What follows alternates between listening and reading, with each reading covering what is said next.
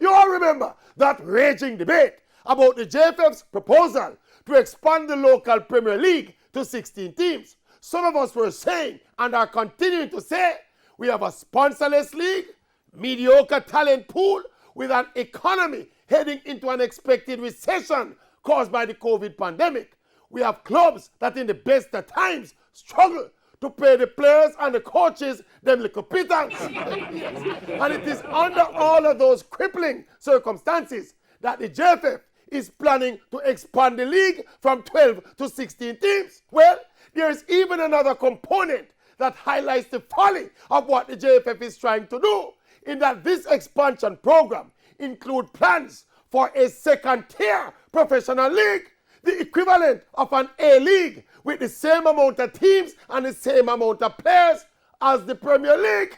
Yes. So all of these challenges and problems that the Premier League is facing will be now doubled, yes, by having a second-tier league. The limited sponsorship, the limited player pool, the limited facilities, the limited coaching expertise, all of these issues will be now multiplied by 2.